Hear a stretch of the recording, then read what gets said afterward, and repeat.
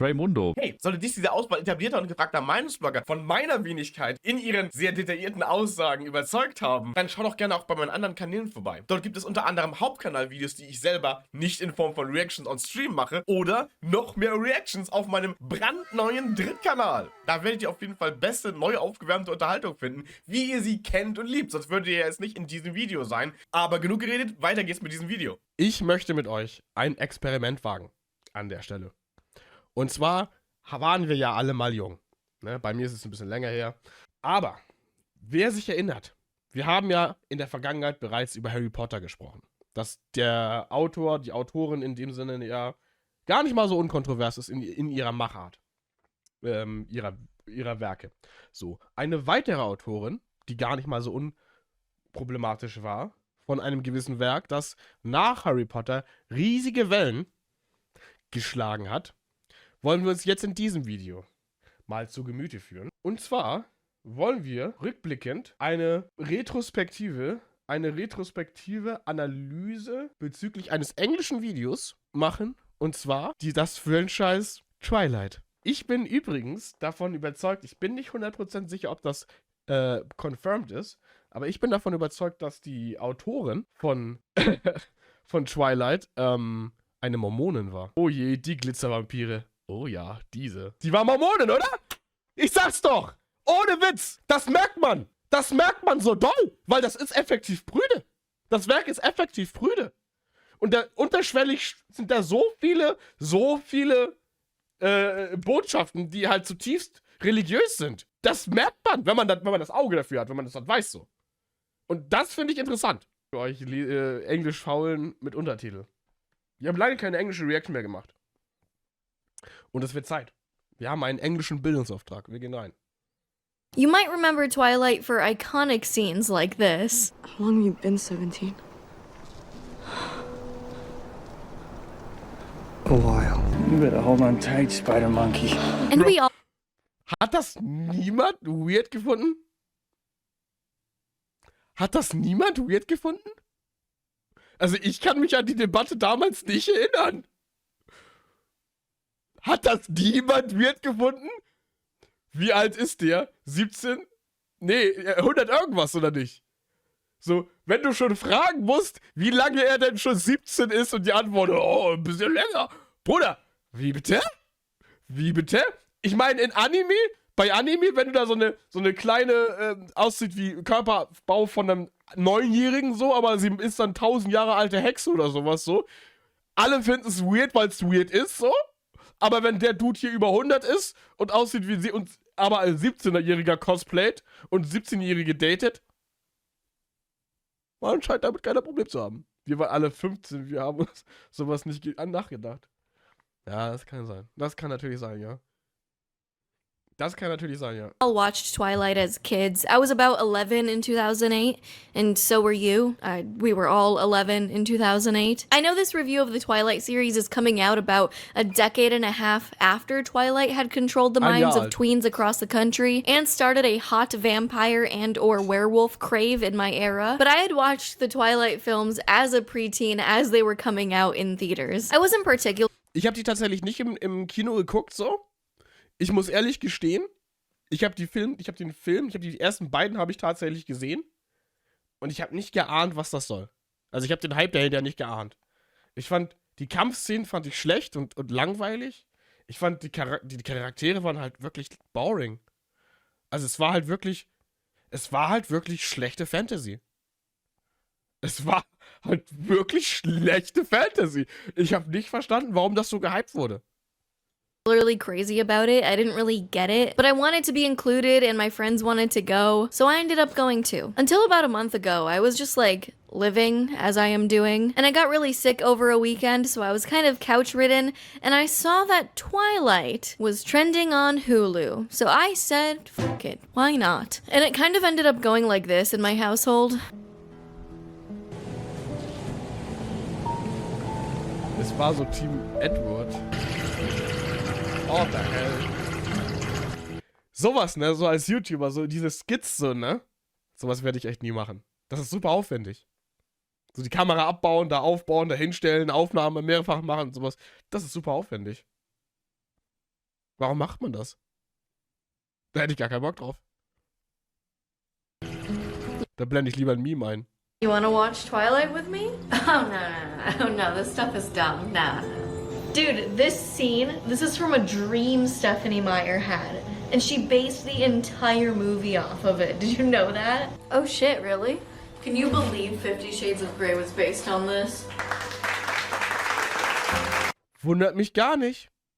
Wundert mich gar nicht. 50 Shades of Grey war in meinen Augen immer auch echt ein Buch, wo jemand über Kings schreiben wollte, der aber dann nicht in der Szene drin ist und das auch nur von so Stranger Looking In mäßig so einfach keine Ahnung davon hatte.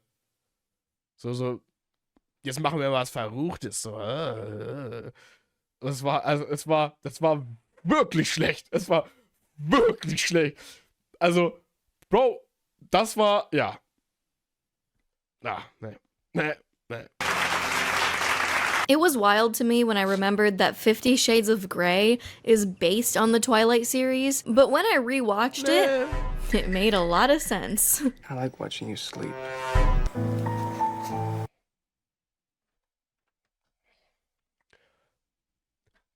Tausch sein Gesicht mit dem von Thomas aus. Und wiederhol denselben Satz. Was zur Hölle? Was zur Hölle? He's a creep. He's a creep.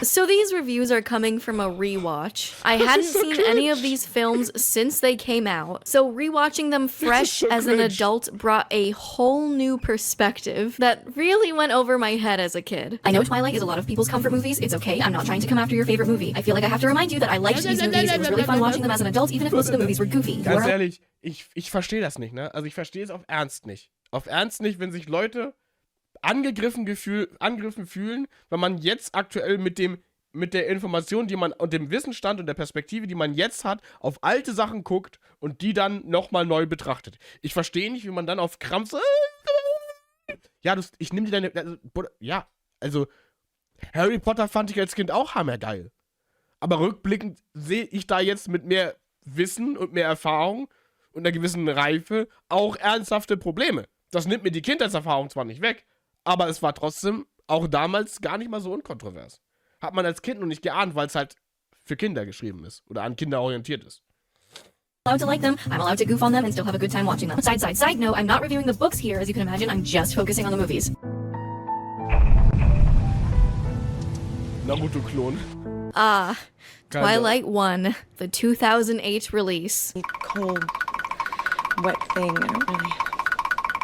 Overall, this movie is the classic one, but the whole movie is so eerie. And despite the overly blue color grading, the movie is unintentionally a fucking comedy. Hello? Bella Swan moves from Arizona to Forks, Washington with her dad, who's a cop, Charlie. And her mom is dating some minor league baseball player in Jacksonville, Florida. It never matters in the movie. No one cares about minor league Robbie. So overall, it feels like Edward absolutely hates Bella.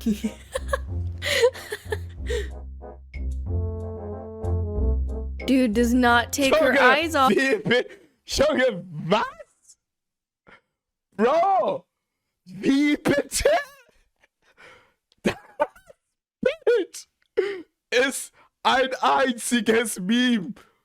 Junge, du kannst jeden Text darunter packen, wenn sie dich nicht daten will. Wenn sie sagt, sie hat einen Freund. Was zur Hölle? Was zur Hölle? off of her. I know I'm not the first to say this, but Edward and Bella have no chemistry whatsoever. The only reason Edward likes her is because he can't read her mind. Oh yeah, so like every vampire has like a My Hero Academia quirk, and Edward's is that he can read minds, in addition to being a glittery immortal vampire. The whole movie I was kind of thinking how Bella must not have a lot going on up there, and upon watching the whole saga again, I really still think that Bella might be so head empty, no thoughts. Halt. Also er kommt auf ihren Geruch nicht klar, weil, ne, das Blut und alles lecker und so. Und er kann ihre Gedanken nicht lesen.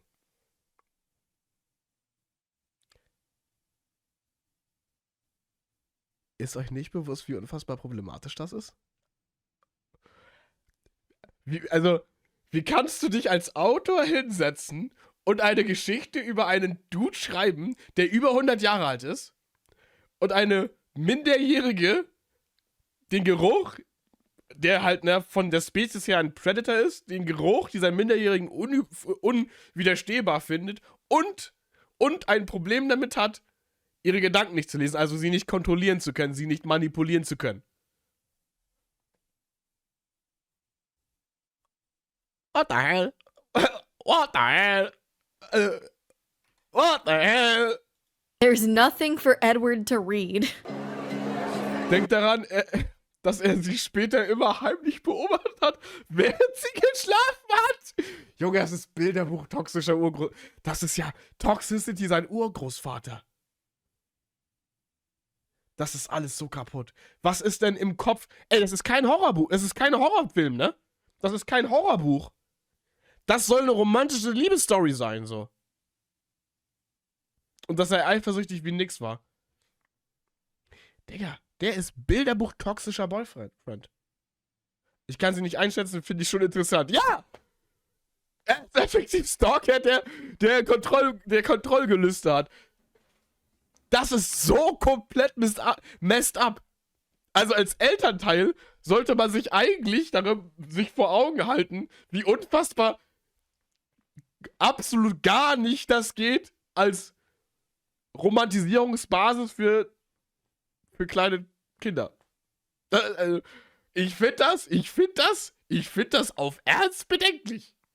Das ist schon wild. Wie hier einfach die Red Flags sein Urgroßvater romantisiert werden. Das finde ich auf Ernst bedenklich. Aber auch sehr unterhaltsam.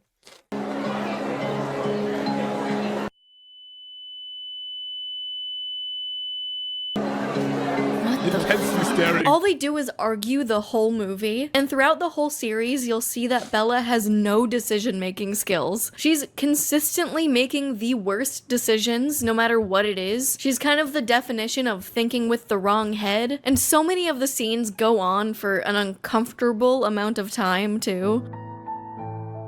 Why is he laying like that? So we go through this whole... Das muss ich noch mal sehen. Why is he... Junge, was? Wer hat sich das gedacht? Also wer hat sich gedacht, ja, das ist eine normale Körperhaltung. So liegen junge Verliebte. Diese Produktion, Mann. Laying like that. So we go through this whole movie with Edward saving Bella from the van that almost crushes her, and then they spend the whole movie bickering about how he's so fast and strong. And then she finally does some awesome internet Googling.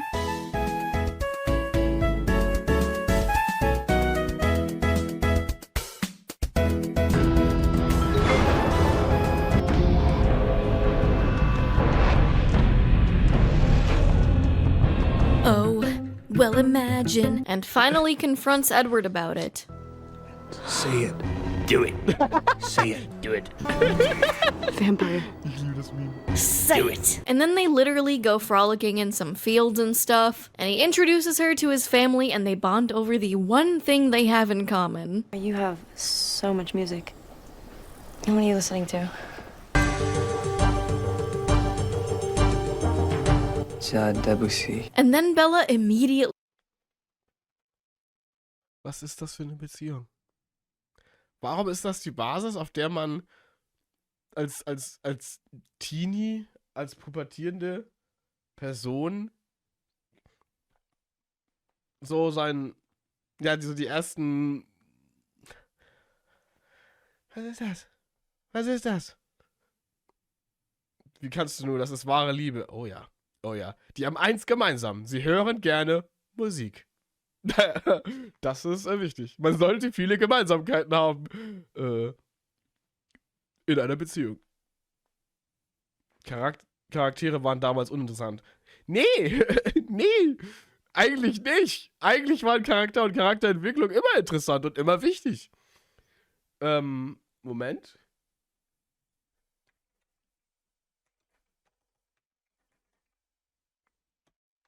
Moment. Wann ist Twilight rausgekommen? 2008, oder? 2008. 2008 ist Twilight rausgekommen. Na? Steht hier irgendwo. 2009 bei uns und 2008 in Amerika. Und Avatar, der Herr der Elemente, ist 2005 rausgekommen. Und das ist einer der besten Beispiele, wie Worldbuilding, Charakterentwicklung und Storytelling funktionieren kann. Diese Serie ist 3 Jahre jünger als die Show. Na? 3 Jahre. Also, und es war damals schon, und ja, da ist ja auch Romanze und Ahn und O und sowas so. Es war damals auch schon möglich, gute Shows zu machen. Das war damals auch möglich. Avatar Romance ist nicht das Beste. Ist schon nicht schlecht. Ist schon nicht schlecht. Die Romance ist, finde ich, tatsächlich gut umgesetzt. Muss man schon eingestehen. Ein Katara als Parental Mutter, als Parental Child, die in der Rolle, die Mutterrolle für Ahn übernimmt, aber dann da rauswächst und halt in die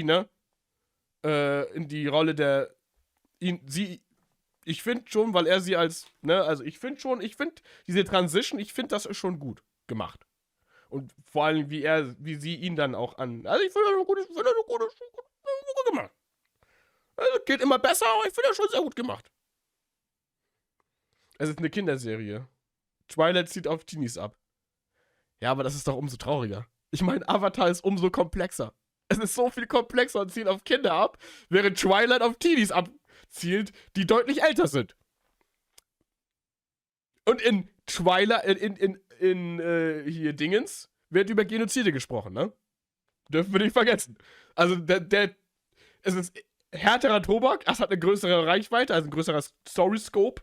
So, es ist gesellschaftskritisch, es ist charakterbildend, es ist so viel komplexer und für Jüngere. Ich sag nur Wattpad, mich schockt solche Stories kaum noch. Gerade Teenager haben diese Verständnisse einfach noch nicht. Ja, I know. I know.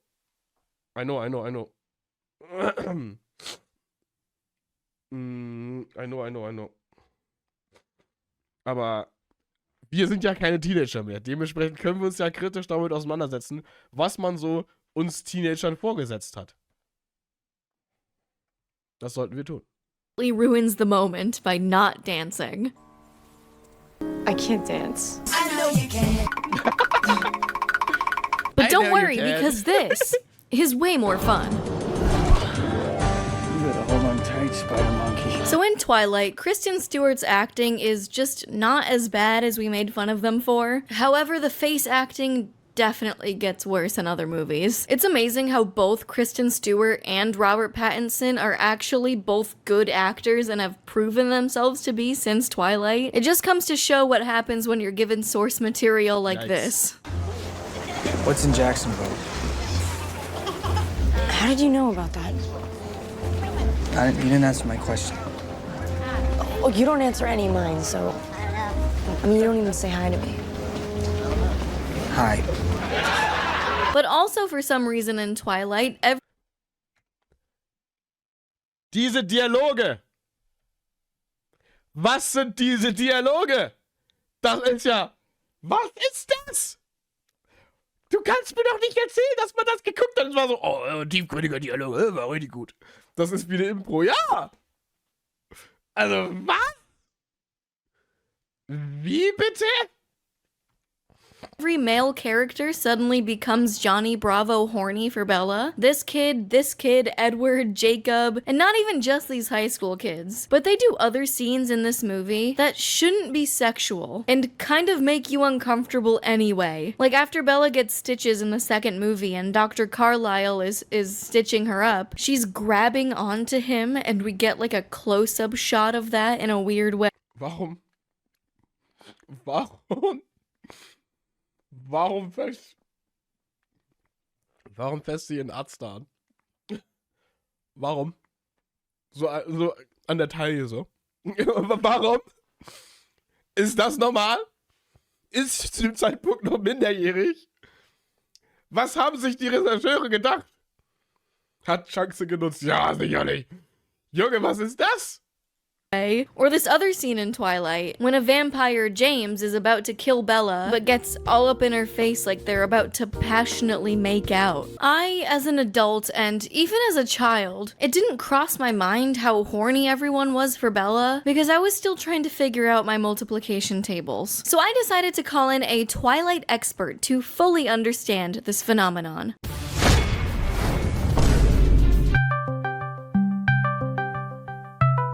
Can you explain how long you have loved this movie series? I went to Catholic school up until 7th grade. Ah. And right when I got to 7th grade, when I experienced freedom, dude, it was Twilight everything. So this has been over a decade in the works. Yeah. Okay, so I firstly didn't understand why did preteens eat this shit up? Because the movies themselves are like pretty mature, like within the color grading, the themes, the language, the unclear plot. To start, we have to take a look back at history. Buffy habe ich nie gesehen, aber ausschnittweise so thematisch immer mal wieder so diese Analysen und sowas so. Ist tatsächlich ein Klassiker. Muss man anerkennen. Okay, opening the history books. So Twilight, the book, is published in 2005. And like I said, 2008 was when the movie came out. And that's when Breaking Dawn, the final book in the series, was released. And this is the era of flip phones, of MySpace, of seeing kids, of healing. Das war eine sehr anstrengende Ära. Ich muss mich kurz sammeln und überlegen, wie alt ich damals war. 2005. Oh Gott. Oh Gott. 2005 war ich 15. War ich 15.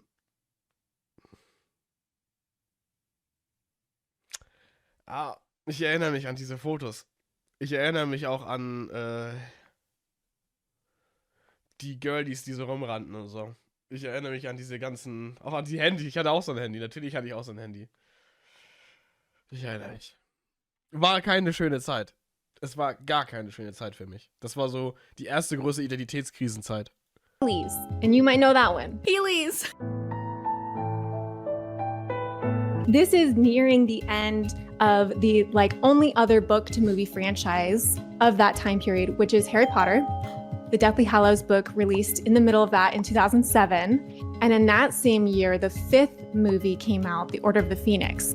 So this is like a crazy time in adolescence, our adolescence, but then also like a huge shift in Hollywood where they're like now realizing the influence they can have over a younger audience. I never made any of these connections to the time period. Like, this is a young adult series. And these types of books and films flourished in this time frame. Stimmt. Diese Szene, dieses Genre Young Adults, das wurde schon maßgeblich von Harry Potter geprägt. So, was gibt's noch? Young Adult. Peter Jackson, glaube ich, hier. Diebe im Olymp, ne? Hier, Diebe.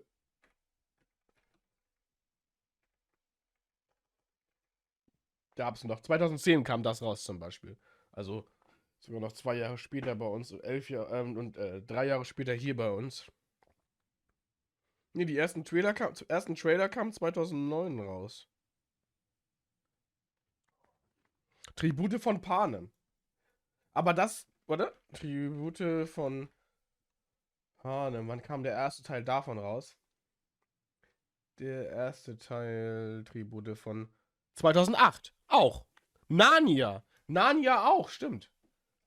Das war die Blütezeit von 2005, Narnia. 2005. Das war die Blütezeit von Young Adult Films.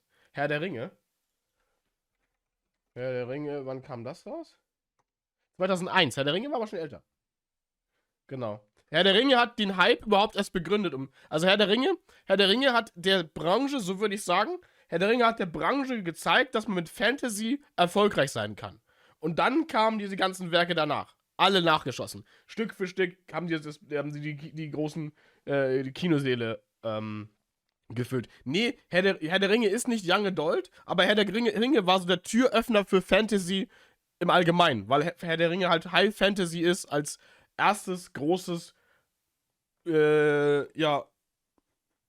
eigentlich Star Wars. Eigentlich Star Wars, aber Science Fiction war hatte schon eher so den Türöffner. Schon früher. Der erste Star Wars Film war, glaube ich, 1989. Star Wars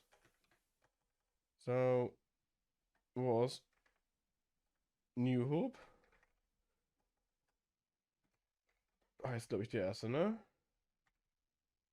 Neue Hoffnung. 1977. So, also Science Fiction, Star Wars, ne, genau, war schon deutlich älter, hat schon deutlich von früher bewiesen, dass man damit auch Kassenschlager machen kann, so. Aber halt mit so Fantasy und auch auf Big Scale Verfilmung so, war halt Herr der Ringe der erste. Und dann halt Harry Potter und wie sie alle heißen. Und das war dann dann wurde die Fluttore wurden geöffnet und dann kam halt alles. Die Divergent und wie sie alle heißen, es wurde komplett der Markt zugeschrottet. Und was wir dabei bekommen haben und beobachtet haben, ist Twilight. Ja, lieben wir. Especially like when the main characters were dealing with like fantasy or otherworldly themes, because like escapism is a really powerful tool. But these books and movies were like the perfect getaway for everybody in that time period. Like that was kind of the only cool thing that existed during that time. Yeah, because preteens and millennials went to go see these movies alike. Like the hype was for everyone. Everyone was Team Edward, Team Jacob. And what were you? I started as Team Jacob. I literally had a poster of him with his long hair in my Dass es richtige Teams gibt, so, das ist so lost, room, and Alter. he would just stare at me every day when I came home after school. So embarrassing. But I thought he was so cute. I'm Team Charlie. I'm Team Charlie too. Okay, great. Thanks, bye. Oh, wait. Charlie, Bella's dad, is the only sane character we'll see. Bella, it's Friday night. Go out. If someone made an edit that was just the entire Twilight Saga from Charlie's point of view, it would be so funny. And he's hot. He is hot.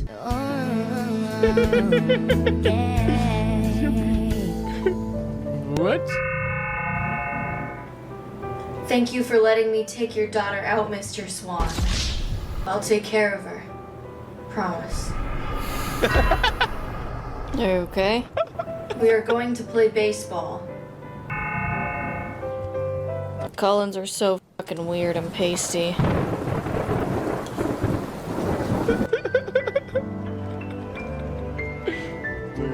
Bella, I noticed you have a lot of friends that like you, but you don't hang out with them, and you only want to hang out with the one weird kid in school.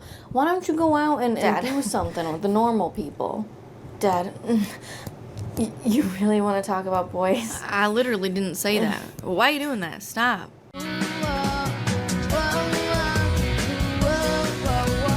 Bella, how'd you almost get hit by a car? Dad, it's fine. Looks like you'll be just fine. Am I the only normal one here? Why does no one care? Why does no one care? It's a day in the life of Charlie. So, we need to talk about the age Das gap. Ding ist, das muss halt einfach for real unangenehm und weird sein, so. Also wirklich. Es muss halt so weird sein, wenn du da der Vater sein warst. Also, ich ahne das alles nicht. Ich würde die ganze Zeit verrückt werden. She is 17 in this movie, and Edward is like 109 years old. This is on par with creepy animes getting away with a 200-year-old demon dating a 15-year-old high school Sag ich girl. doch! So now we're at the iconic What the hell? baseball scene. My monkey man. This one was really crazy Wie bitte? because I just closed Hätte ich my eyes diesen Wein-Boom-Sound, hätte ich den jetzt eingeblendet. Was für ein Monkey, man. to fall asleep, and then there was 5 entire minutes of loud, weird guitar music playing in the overly blue, saturated scene. It is so much louder than the rest of the movie. After some more really awesome wire flying work from the crew, we have the Black Eyed Peas storming onto the field. Give a round of applause for the Black Eyed Peas, everyone. Dude, I'm so mad. I am not the first one to make this joke. I knew I wasn't, but I completely forgot about the 2010 Vampires Suck Twilight parody that made that exact Beileid. same joke. Beileid. Nothing is original. I am not original. You know who we are, don't you? You're the Black Eyed Peas! Halt echt, Alter. Come on, not again. And they want to kill Bella. Ohne And Witz, I die Zusammenstellung dieser 3 Vampire, so, ne? Ich habe auch instant an die Black Eyed Peas gedacht. Instant. never understood why they randomly marched onto the field here, and upon my adult viewing of this movie, I still have no idea. I guess it's just because they heard people playing baseball? And then James sniffs Bella's rank stench and wants a piece of that pie. You brought a snack. So then they start acting like the weird kids in the cafeteria at lunch. I think it best if you leave. And of course it's Twilight, so I can't not mention Jacob, as where the popular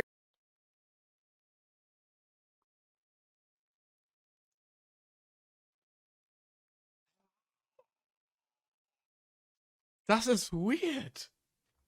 Digga, das sind Vampire. Das ist doch weird. Hä? Hä?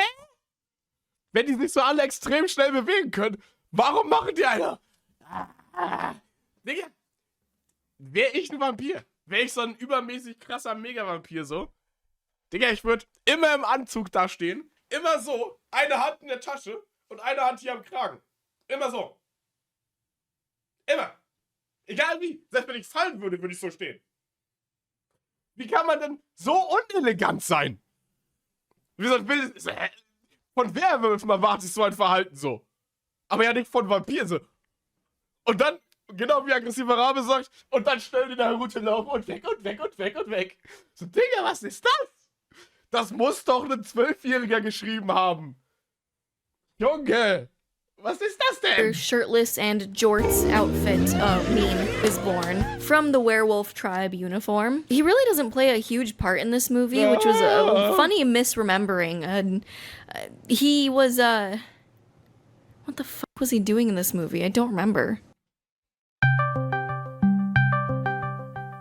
What was Jacob doing this entire movie? So Jacob wasn't doing anything, I'll be quite honest. So according to the Bible, Stephanie Myers says that she only put Jacob in the first book. Stephanie Myers. Hat die nicht mal. Ich meine, das ist ja irgendwas ultra rassistisches um die herum und so. Ich meine, die war unfassbar problematisch.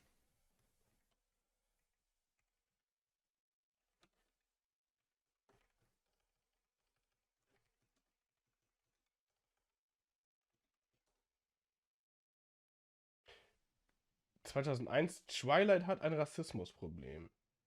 Stephanie Myers rassistisch und frauenfeindlich. Oh. Wegen den alte Mormonen halt, ja, safe.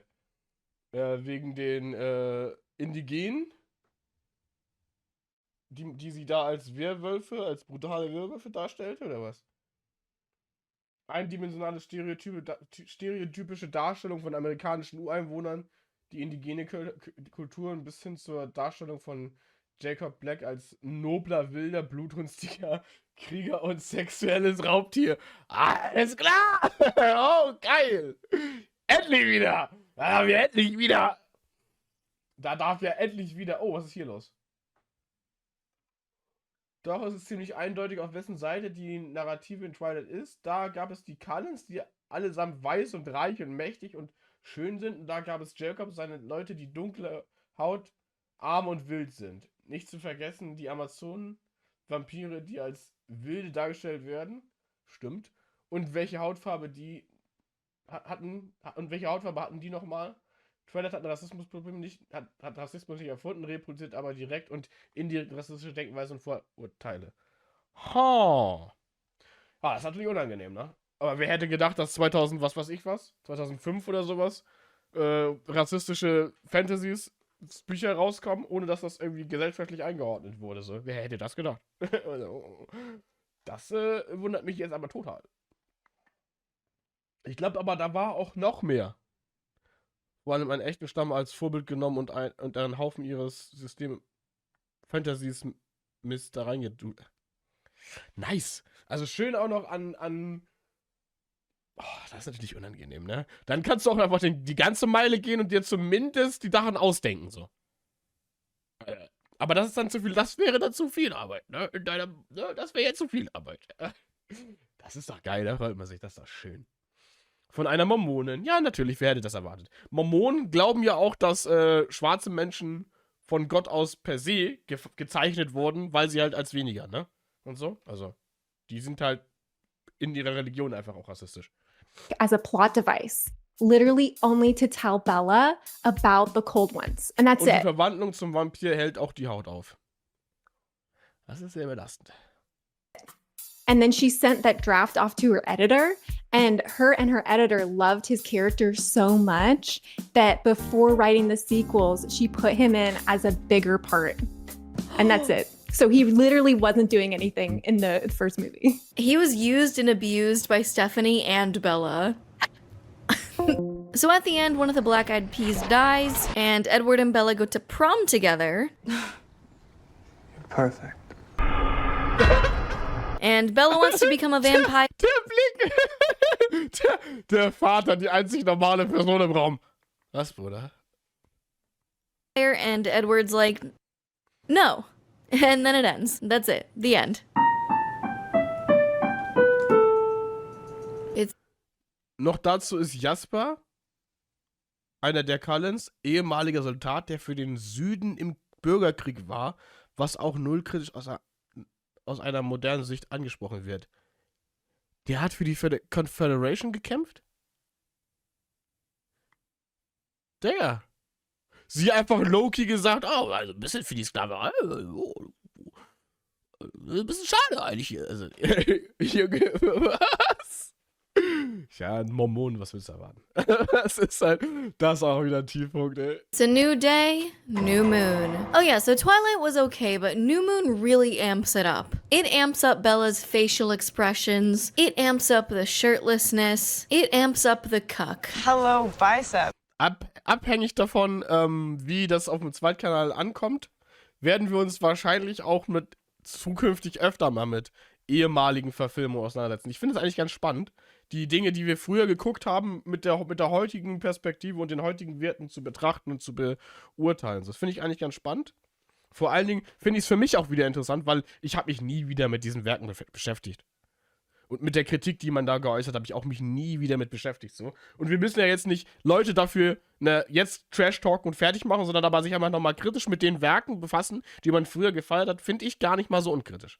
Finde ich gar nicht mal so unbasiert. Könnte ein interessantes Format werden, da habe ich auf jeden Fall Bock drauf. Vor allen Dingen, weil es für mich jetzt als Streamer, wenn ich mal krank bin oder was weiß ich was, das auch gar nicht so aufwendig ist, das mal zu machen. Also man kann dann auch einfach mal so ein bisschen auf Sparflamme so schön reagieren, ohne jetzt hier irgendwie durchzurasten und sich über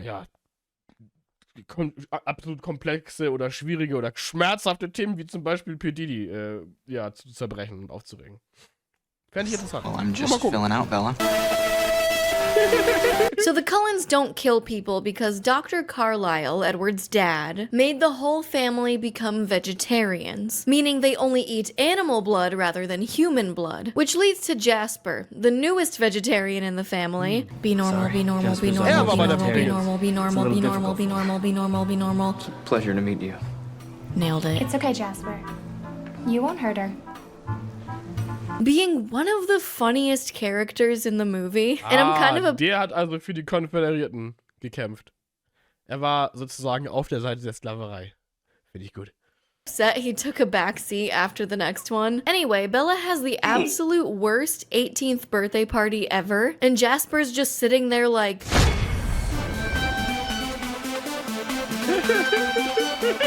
which is definitely a cop-out, so now they can make Bella do more sexual things, because it's legal now. Listen, I'm not here to judge love, but the 91-year age difference is something. It's something. Weird ist es. 109. Wow. Maybe I shouldn't be dating such an old man. No! Ihr Schurken! Gross. I should be Nur weil er nicht alt aussieht, heißt das nicht, dass es nicht unproblematisch ist. Und nur weil sie jetzt volljährig ist, heißt das nicht, dass das nicht unproblematisch ist. Das ist ein 90 Jahre alt älterer, deutlich schnellerer, unsterblicher, übermächtiger Dude. Das ist weird.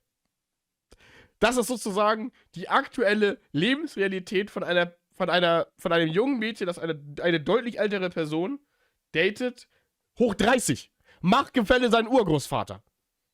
Deutlicher kann man ein Machtgefälle gar nicht zur Schau stellen. Weil, wenn er sich eine Sekunde mal nicht im Griff hat, so, dann ist sie dead. Dead. Pulse. Die This Lebensrealität movie's the von Frauen in unserer Gesellschaft. Und das wird hier romantisiert. In welchem Bundesstaat spielt das? Einfach Augenhöhe. So nämlich. one where Bella's sitting in front of the window for like 5 months because Edward dumped her and left because it wasn't safe to be with him since people are hunting her down, and it's just so funny. I get that heartbreak feels like this when you're 15, so the scene serves as more of a metaphorical mental state rather than a literal experience, but it's just What so the hell? goofy, come on. Especially like dumping her and leaving her unattended and unprotected is somehow going to protect her from the Black Eyed Peas trying to hunt her down, as if they know everyone's relationship status. Like, do vampires just update their Facebook status in 2008 on Facebook so Weil es gefährlich ist, wenn die sich daten, lässt er sie sitzen. Weil wegen ihm sie gejagt wird. Von Vampiren. Und die Vampire jagen sie dann nicht mehr, wenn er nicht mehr in der Nähe ist, weil Logic. Weil Gründe. the other vampires get the message? So this next bit is supposed to be like a skit, but I had like one margarita and I just filmed a skit and I have no idea what I was going for. I have no clue. So please enjoy what I Ich glaube, er hat sie aus Versehen verletzt. Er hat sie aus Versehen verletzt.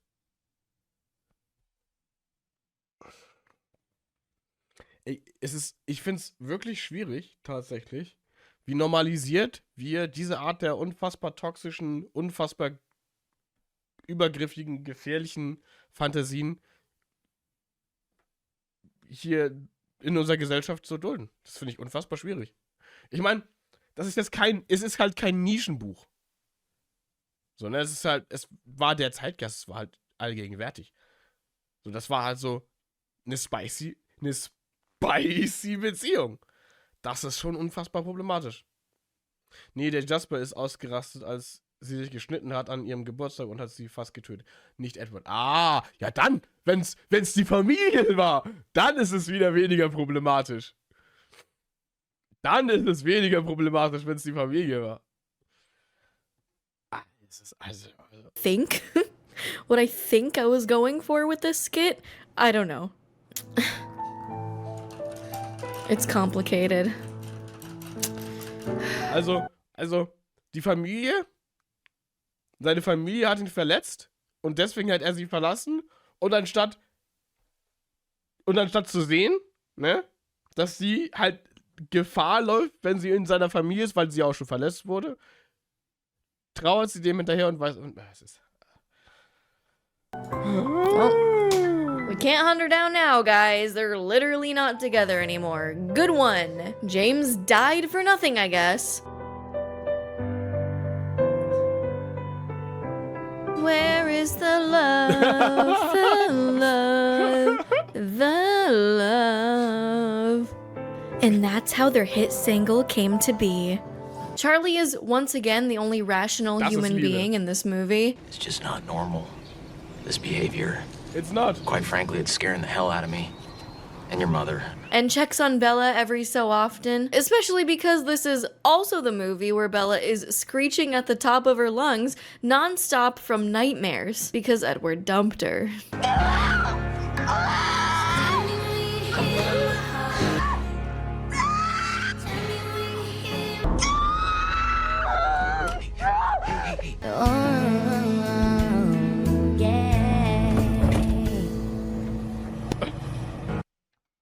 What?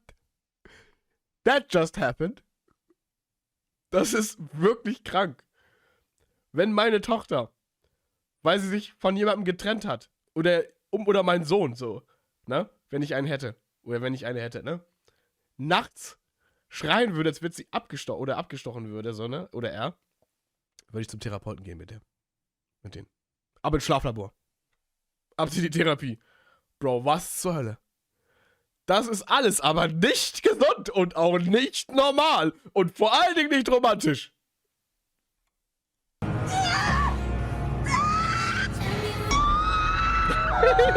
Die Skits, Alter, die killen mich. Die killen mich.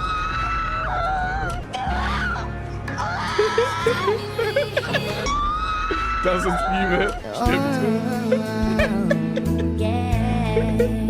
I legitimately don't understand how Bella has friends. She's so weird, but people keep wanting to hang out with her who don't match her vibe at all. Oh my god, it looks like I'm wearing a bump it. I'm just gonna leave it like this. So since Edward is gone, Bella takes the chance to stop playing it safe and not get hurt because of Edward's overprotecting nature, which, by the way, is an overarching theme throughout the entire series that is so irritating to watch because it never develops. Bella is Protecting oder controlling?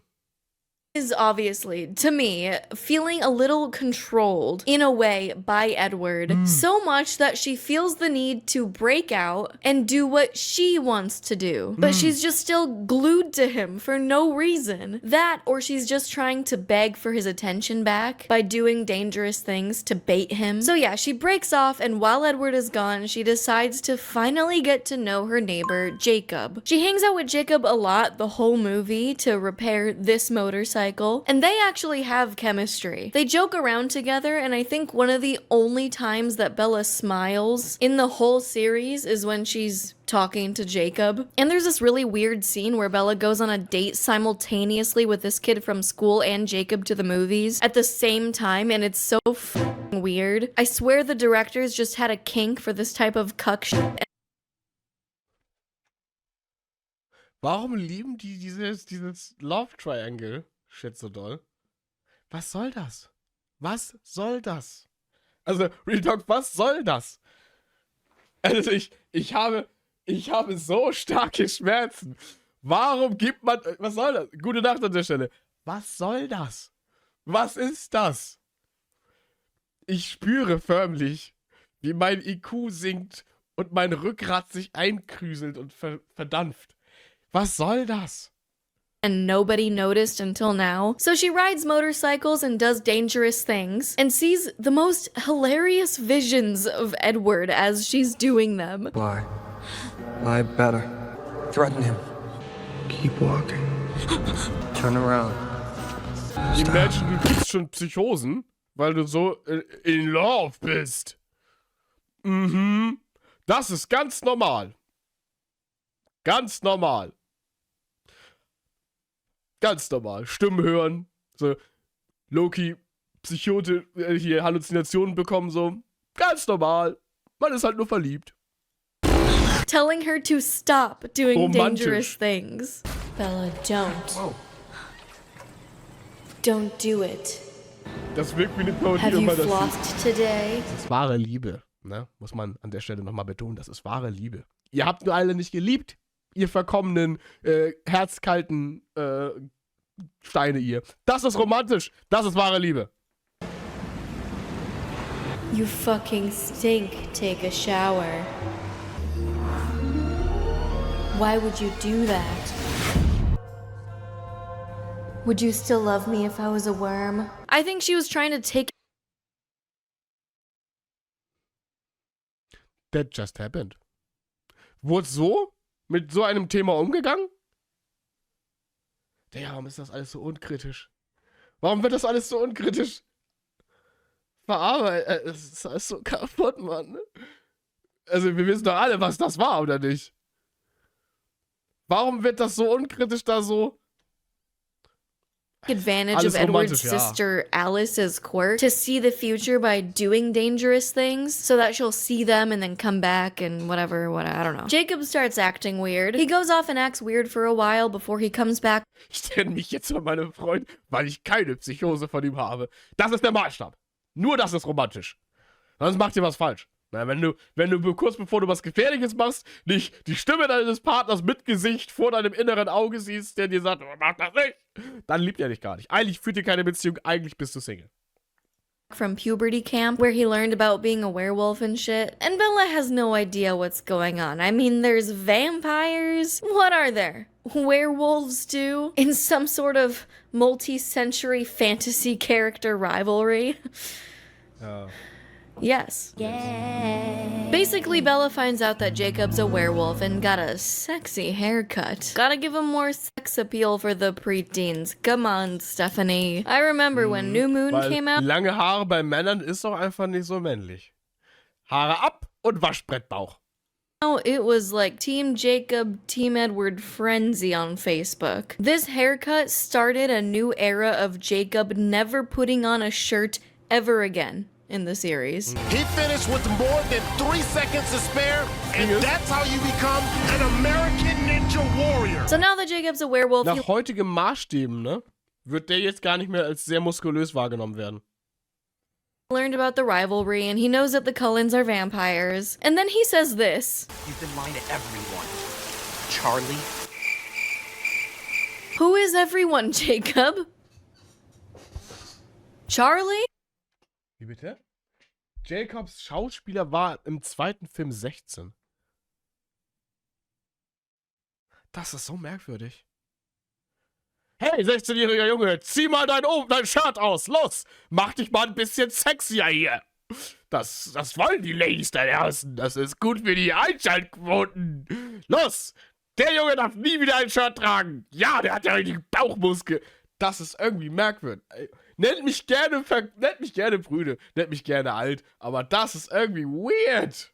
Das ist irgendwie weird. Ich weiß nicht. Ich find's komisch.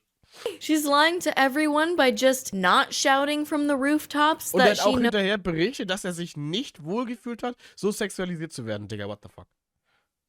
Was zur Hölle? Das ist doch so messed up.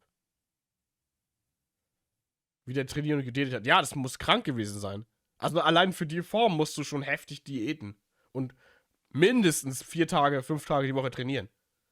So, wahrscheinlich, weil er noch damals sehr jung war, hat er es ein bisschen leichter so, weil man da noch ein bisschen formbarer in Anführungsstrichen ist. Also man leichter auf Diät und auf sowas anspringt so.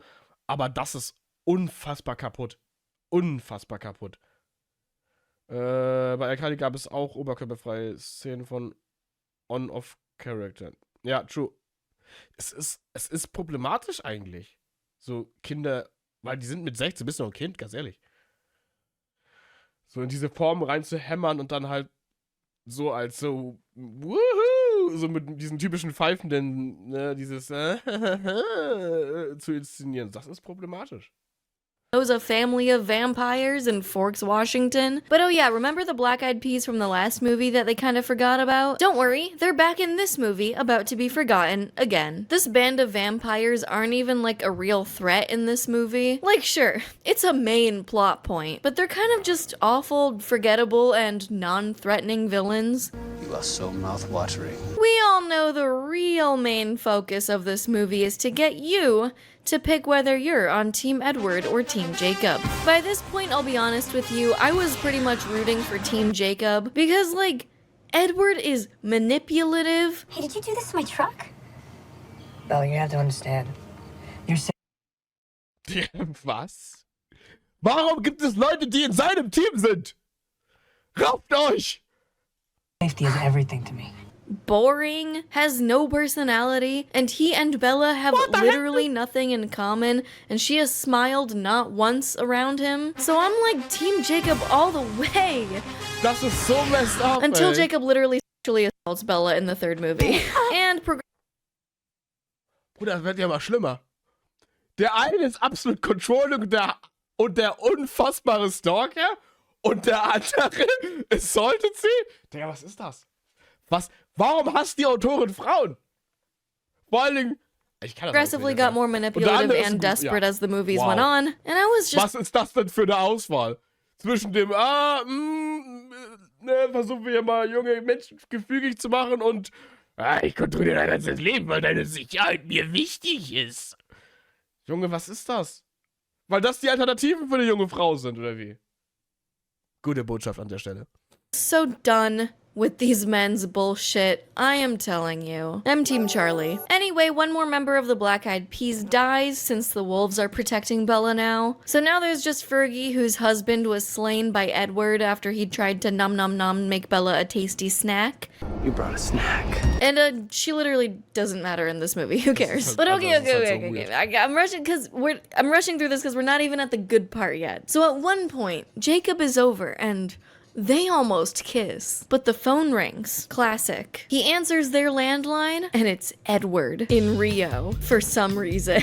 One of the most random things in this series is the Cullens' connection to Rio de Janeiro. Jacob tells Edward that Bella's dad is arranging a funeral and that he's busy and can't talk right now. So Edward thinks it's implied that that means that Bella must have died or killed herself, which means he's gonna kill himself, because that is the rational thing that he would do. Because Edward can't live without her, because she has no thoughts. So back to the Brazil thing. I can't tell you exactly why. Ich verstehe das alles nicht. Wer hat da... Und man dachte so, oh, das ist so romantisch und das ist alles so tief viel Drama. Ich meine, ihr wisst ja, so die meisten von euch wissen ja, dass ich selber auch an einem Buch schreibe, so eine Buchreihe am liebsten ja schreiben möchte. Ich habe mir übrigens vorgenommen, an der Stelle Retalk, ich habe mir vorgenommen, dass ich jeden Abend mich hinsetze, kurz vorm Schlafen mit dem Laptop nochmal schnell und noch ein paar Zeilen schreibe. Einfach so eine gewisse Routine reinzukriegen, so. Und ich gebe mir da sehr viel Mühe, ich schreibe auch schon seit 5 Jahren, glaube ich, an dem Buch. Oder ich sammle seit 5 Jahren und schreibe seit 2 Jahren aktiv an dem Buch jetzt. Und ihr wollt mir erzählen, dass das ausreicht, um ein erfolgreiches Buch zu schreiben. Da gibt es keinen Plot. Das Drama ist absolut künstlich.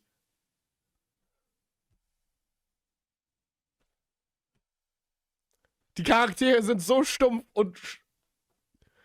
Also ich müsste sozusagen einfach nur eine unfassbar cringige Drama-Story mit so einem Love-Triangle integrieren und habe automatisch einen Erfolg oder was? Oh, tell me more. Das krieg ich hin.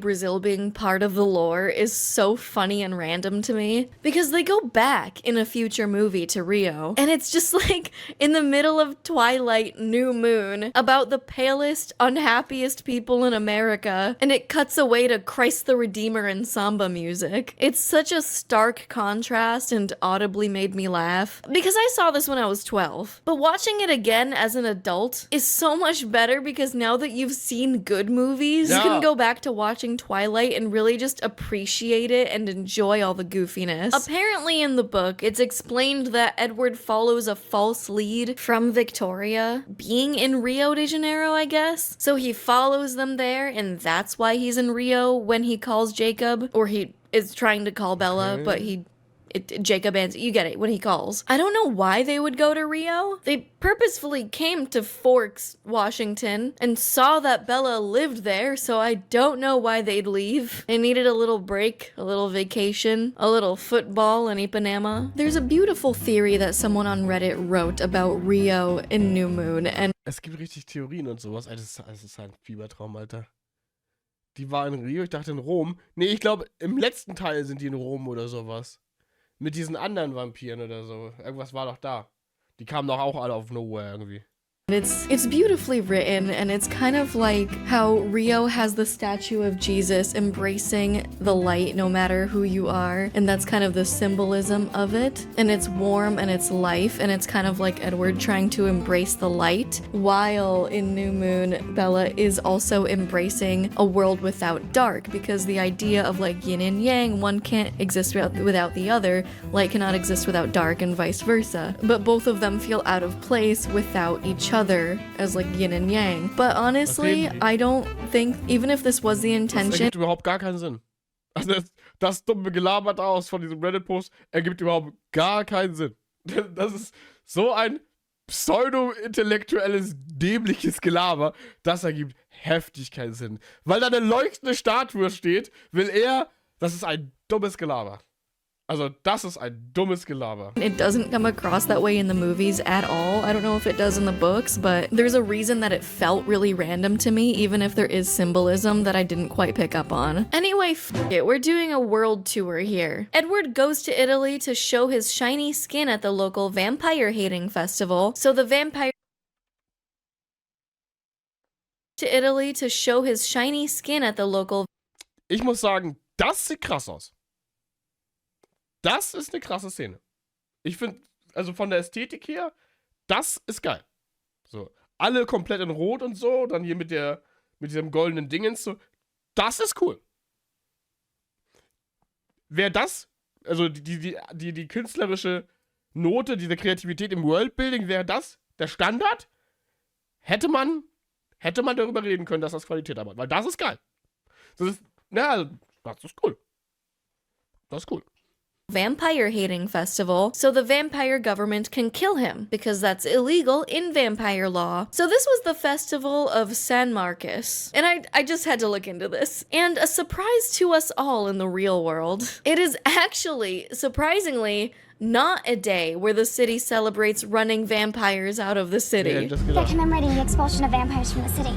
It's the perfect setting. It's actually the day where they celebrate the liberation of Nazi fascism in Italy. Yeah. So It's quite the same. vampires are cooler, let's make it up. Alice has a That's So Raven vision about Edward wanting to unalive himself in Italy, so Alice takes Bella to Italy so Edward can see that she's alive and blah blah blah.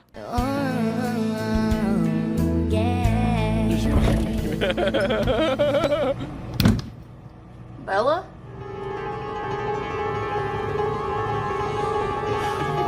Der Vater, Mann, der muss in die Hölle gehen, ey.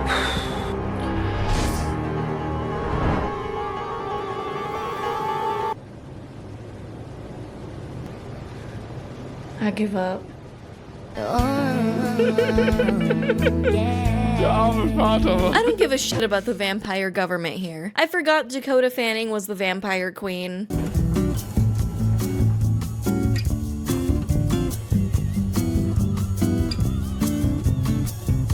Was mich an diesem ganzen Rummel stört, ist, dass da ja also man hätte damit ja was Geiles machen können. Also diese ganze Prämisse, dass Vampir sich in eine Frau verliebt und sowas so und dass dann da Kulturen aufeinandertreffen, Machtgefälle und sowas, man hätte damit was Geiles machen können. Auf Ernst. Jetzt auf echt so, for real. So allein, dass die Vampire, das wird ja auch angeteased, dass sie eine eigene Subkultur, Subkultur bilden, eine Randgruppe, so in einem Schatten, so, mit eigenen Geflogenheiten, eigenen Gesetzen und sowas. Man hätte daraus was Geiles machen können. So, aber das ist halt einfach nur lazy. Das ist einfach nur faul, dass man das nicht gemacht hat. Wie True Blood. Ja, so, es gibt doch genug geile Vampire-Stories, Mann. Es gibt so viele Möglichkeiten, Mann. Ich verstehe das nicht. Da hätte man was so Geiles draus machen können.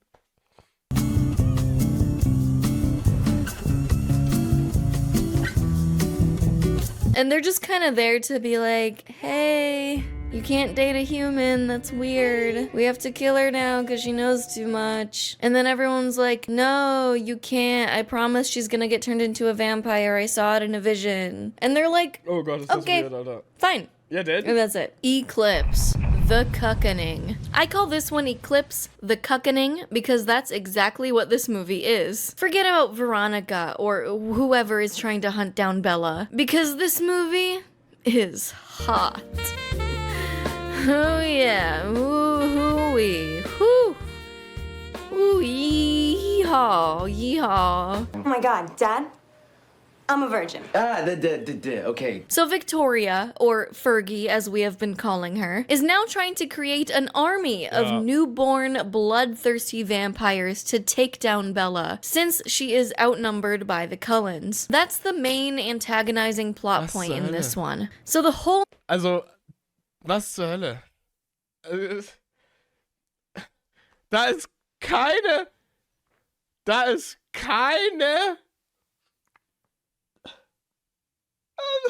alles so schlecht. Ich leide am ganzen Körper. movie, the Cullen Squad and the Werewolf Tribe are reluctantly working together to train and form an alliance, all to protect one girl. It's nuts. I feel like Bella really kind of likes that. Die ist gerade erst volljährig geworden. Warum ist die so eine Riesengefahr? Junge, was ist das? Also, bei Harry Potter war es wenigstens so die Prophezeiung. Er konnte, weil der ist auch ein Ordinary Child so effektiv so. Er konnte wenigstens, er war wenigstens prophezeit, ne, Voldemort zu besiegen, so. Aber sie ist einfach nur irgendein Mädchen. Und die alle, wir will doch eine Armee aufbauen, Bruder, um sie zu besiegen. Warum? Everyone's fighting over her. I'm tired of this. From now on, I'm Switzerland, okay? Is Bella supposed to be a plain Jane character so the audience can put themselves in her fantasy? Maybe. I don't care. Because Jasper. In his past, he's had to fight off newborn vampires. So he's the one kind of running the show and training everyone. And I loved learning about his backstory because he's from the Civil War era, from the South. With zero Southern accent. Pleasure to meet you. Until this movie, he like sort of faked one. Battle scars aren't enough of us to protect the town. My apologies, ma'am. And it's awesome. Thank you, ma'am. It's a pleasure to meet you. Yeah. Oh, hey, Bella. How's it going? How have you been? Where did that accent come from? What are you talking about? Bella, I would bet some fruit and pecan pie on the windowsill on a Sunday when my grandmother came home that I always had this accent. You said you fought for the... Das war keiner cool. Ja, aber er hat für die Sklavenhalter gekämpft, deswegen mag ich ihn nicht. Finde ich ein bisschen schwierig, dass er als Confederate-Soldat gegen die Nordstaaten gekämpft hat, damit weiter Sklaven gehalten werden können. Finde ich ein bisschen schwierig an der Stelle. Man kann mich da in der Debatte als amerikanisch geborener Schwarzer vielleicht ein wenig biased nennen. Das kann man, finde ich persönlich, ein bisschen schwierig.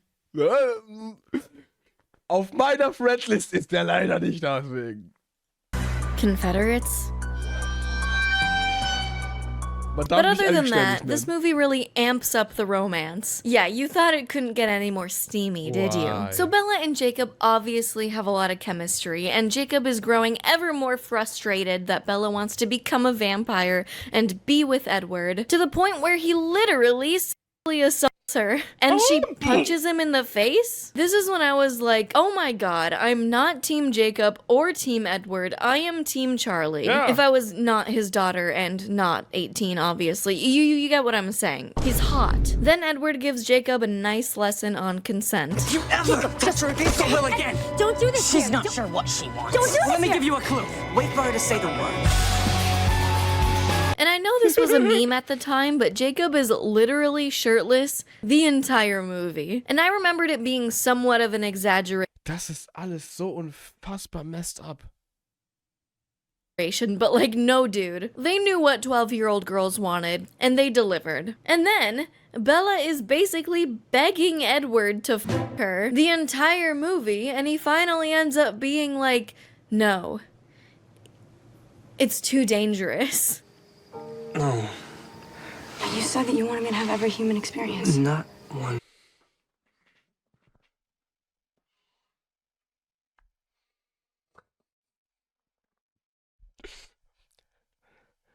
Du sagtest, du wolltest jede menschliche Erfahrung haben.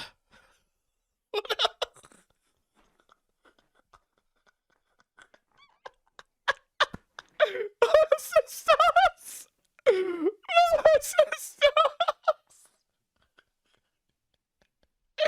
das? Es tut mir körperlich weh. Mr. Risk killing you. Oh my God. It's too dangerous. What does that mean? This is alluded in this movie and future movies that like it's too dangerous for them to have. Das Problem, Edwards Angst rührt daher, weil er... Für mich ist die weibliche Brust etwas Anziehendes, etwas Erotisches, etwas sehr Schönes und etwas sexuell Erregendes. Ich will mir die Magie von weiblichen Brüsten nicht kaputt machen lassen, nur weil ein paar Feministen keinen Bock haben, zum FKK-Strand zu gehen, um nackt baden zu gehen. Er hat Angst vor den magischen Brüsten. Ich bin mir da sicher. Like, does he have a monster truck car? Is it spiky? Does it have like a rough texture? Like the glittery skin texture make his feel like sandpaper? He later says, oh no, it's just like we should get married first. Mormonen halt. I want to. I just want to be married to you first. Mormonen Fine, halt. so like they get engaged at Die Autorin ist Mormonen. this point. One of Edward's things is that he's an old school guy. So he wants to get married before doing the dirty. But then why do we need to know how dangerous it is for them to have sex? I know why. That was rhetorical. But I'm just saying. And then as they're preparing for the big battle, they use Bella as bait for, of course, the... Das Ding ist, warum das gefährlich ist oder warum man das so tabuisiert, ist, weil das halt eine riesen Sünde ist in christlich-fundamentalistischen Religion. So, wer hätte das gedacht? Und jemand, der so geprägt ist, dass man das so stilisiert, als wäre das was Gefährliches vor der Ehe Sex. Wer hätte das gedacht? Nur Mescher. Und deswegen ist es manchmal schwierig, oder, vielleicht nochmal auf Ernst so, weil deswegen ist es nämlich manchmal schwierig zu sagen, so, ja, man kann den Autor ja, ne, verachten und kritisieren und kritisch finden, aber das Werk gut finden. Gerade hier sehen wir doch perfekt das Beispiel, dass eben Autor und Werk nicht nahtlos trennbar ist. Dass in dem Fall hier ganz viel, also 99,9% der Ideologie des Autors ins Werk eingeflossen ist. Das ist halt null trennbar. Die Rolle der Frau hier, sie ist komplett nicht selbstbestimmt. Sie ist die ganze Zeit nur Spielball von zwei so viel mächtigeren Dudes. Komplett. Wird von dem einen gedingenst, so, groomed, weil der wesentlich älter ist, und von dem anderen abused und ist trotzdem noch so und so. Das ist halt einfach. Also. mean vampires. And then they move her to a safer location, which happens to be atop the snowiest, coldest mountain, and she is turning into a popsicle. But Edward is cold because he's a vampire. But don't worry, Jacob is also there. I am hotter than you. And he's 108 degrees, baby. 108 degrees over here. Because he's a werewolf. So he... 108 Grad. Also du kannst auf seinem Körper Spiegeleier braten.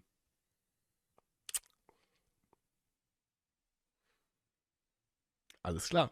Cuddles Bella to keep her warm. And Edward and Jacob bond a little bit in the weirdest scene so far. 108 degrees.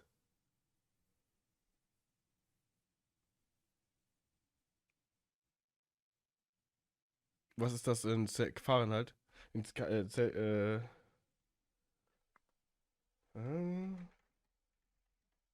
Celsius.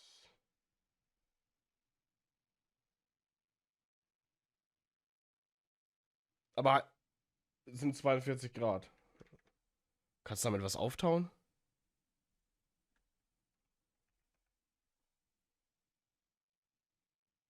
...42 Grad, 42,2. Kannst du damit was auftauen?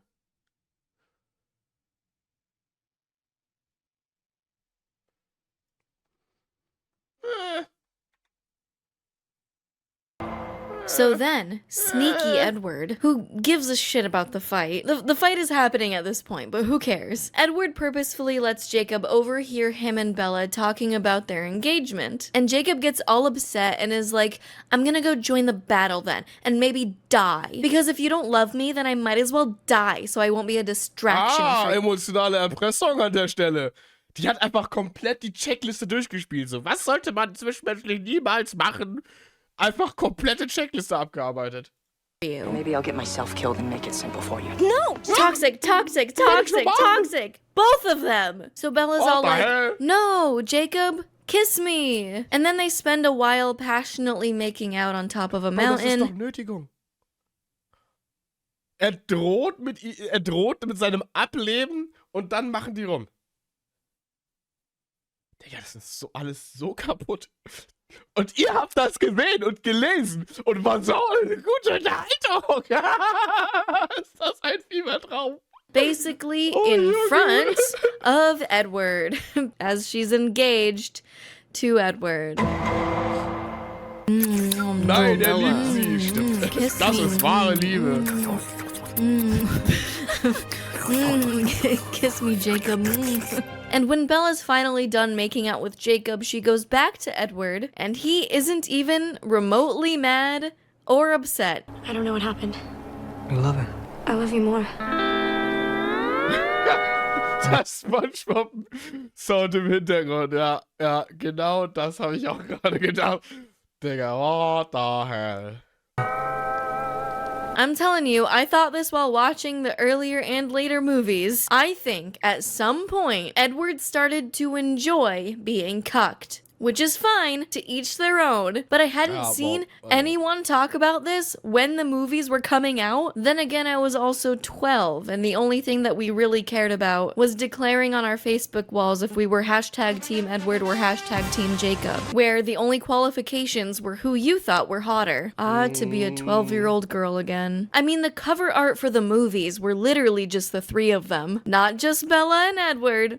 Literally, all three of them. All three of the throuple. So it's very clear that the main focus was not on the main villains. So the Cullen and Wolf army win the battle, of course, but Victoria and the newborn army leader guy find Bella's real location in the mountains, and we get a sick vampire fight scene. And now there are no more remaining members of the Black Eyed Peas, which concludes why they haven't had any major hits since 2012. Jacob got injured from the fight, but he'll be fine. Anyway, they end in this nice meadow again, and Alice is planning their wedding and Bella's planning to become a vampire. The end. This series is so wacky, and I'm so happy to be revisiting it again. The next Twilight video, I'll be covering the last two movies, Breaking Dawn Part 1 and 2. Es gibt noch zwei? Es gibt einfach noch mehr? Warum ist die Story an dem Punkt nicht zu Ende? Moment, da fehlt noch der schlimmste Teil. Es gibt einfach noch ein Video und noch zwei Teile. Die letzten sind die schlimmsten. Ich kann das nicht. Wie kann das alles? Und es wird einfach noch schlimmer. Junge. Holy shit, I didn't think it could get any crazier. So I just have to make those their own separate video. Especially so this one wouldn't be Bella like... ist absolut schwierig. Ey, das ist alles, also die Dudes, ne? Ungelogen, unfassbar Katastrophe. Aber sie auch als weibliches Rollenmodell absolut schwierig. Das ist ein einzelnes Dumpsterfire. Das sind 10 brennende Mülleimer. Ohne Witz. 2 hours long. Overall, these films are really iconic and unique for their time and really defined an era and generation. And I'm so glad that we exist in the same timeline as the Twilight Saga, because there's truly nothing like it. Warte, fürs Thumbnail.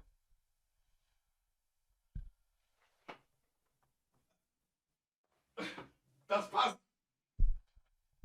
Das ist effektiv das, was ich die ganze Zeit gefühlt habe bezüglich des Videos. Junge, das ist ein einziger Fiebertraum. Wie können wir, es war schon bestimmt wieder 2 Stunden Reaction oder 1 Stunde mindestens, erst die ersten paar Teile haben und nicht die ganze Reihe thematisiert haben? Wie kann es da noch schlimmer werden? Wie kann danach noch ein Video kommen? Gucken wir kurz. Und wie kann das Video nochmal 49 Minuten gehen? Bruder, ich kann das doch alles nicht. Wohin habe ich mich da bewegt? Was ist das für ein Rabbit Hole? Das werden wir auch zu Ende gehen, ne? So ein Ding ist das, ey. Das werden wir auch zu Ende gehen. Oh, damn. Die hat ein Video über Revisiting the Scooby-Doo-Movie. Das habe ich damals mit 2 meiner früheren besten Freunde gesehen. Und ich war unfassbar verstört. Das war einer der ersten Kinofilme, die ich alleine gesehen habe. Damals so. Und es hat mich so heftig verstört. Ich bin ja, wisst ihr ja, ich kann krank. Ich kann krank gruselige Filme nicht ab. Und das hat mich komplett fertig gemacht. Ich habe wochenlang nachts Angst gehabt. Ja, das hat mich komplett... Ich wusste nicht, ich kam auf die Maus, ich kam nichts auf... Null. Zum Rassismus Vampir, ein gutes Video von Prince Weeks. Gehen wir drauf. Also ich mache eine Playlist, so, wir werden da noch ein bisschen länger drüber sprechen, also wir arbeiten die beiden Videos ab und dann gehen wir da komplett durch, machen wir komplett rein. So, und dann machen wir das. Das wird, also abhängig davon, wie das Video performt, so, lade ich es hoch und dann machen wir eine Playlist und dann werden wir das ganze Rabbit Hole durchrennen und das machen wir vielleicht auch bei Harry Potter und bei anderen YA-Videos und Filmen, so. Dafür da mal gucken. Vielleicht könnt ihr mir da auch entgegenkommen. Dass ihr auf Discord, wenn ihr solche Videos schon kennt, so auch gerne englische Videos. Ich finde es immer ganz gut, wenn wir da über den Tellerrand gucken. So. Und dass wir da einfach mal, ja, so Rabbit Holes reinsteigen. Hätte ich Bock drauf. So, weil das macht sonst kein Meinungsblogger. Oder Streamer. Dann machen das sonst keiner. Haben wir mal wieder ein Einstellungsmerkmal hier in der Community. Da kommen wir jetzt hier immer so ein bisschen zusammen und dann ärgern wir uns darüber, wie lost die früheren Serien waren, die man so gefeiert hat. Ich finde das ein schönes Format. In diesem Sinne würde ich behaupten, meine Freunde der Sonne, die Leute, die bis hierher zurückgelitten haben, ne, bis zum Ende für YouTube, schreibt doch mal in die Kommentare, warum ihr starke Schmerzen habt. Was an diesem gesamten Video am stärksten wehgetan